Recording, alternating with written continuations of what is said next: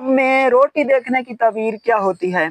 ख्वाब में रोटी देखने की तबीर रिज़्क हलाल, माल और मुराद से ली जाती है।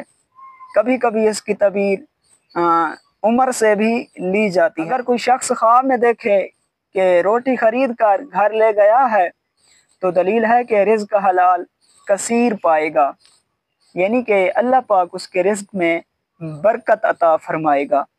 अगर कोई शख्स ख्वाब में देखे कि 2-3 रोटियां देखी हैं और खाई हैं तो दलील है कि गम से नजात पाएगा और राहत देखेगा।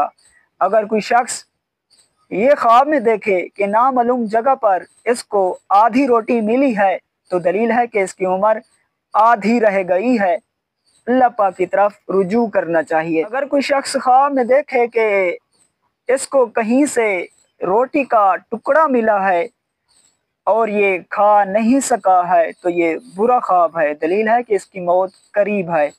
अगर कोई ख्वाब में देखे कि उसके पास बहुत सारी रोटियां हैं और इसने खाई नहीं है तो ये अच्छा ख्वाब है, दलील है कि इसको राहत पहुंचेगी और इसी कदर माल हासिल करेगा। अगर कोई शख्स ख्वाब में देखे कि गरम रोटी खाता है तो ये बुरा ख्वाब है, दलील है कि इसको गम पहुंचेगा।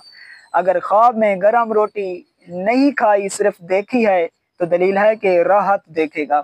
अगर कोई शख्स ख्वाब में देखे कि इसके पास खुश्क रोटी है और ये खाता है तो ये अच्छा ख्वाब है, दलील है कि अल्लाह पाक इसके लिए रिज़्क का दरवाज़ा खोल देगा, यानी इसके रिज़्क में अल्लाह पाक बरकत डाल देगा। और ख्वाब में रोटी पकाने की ताबीर मईशत से ली जाती है। अगर कोई शख्स ख्वाब में देखे कि रोटी पकाता है तो दलील है कि अल्लाह पाक इसकी मईशत में बरकत डाल देगा।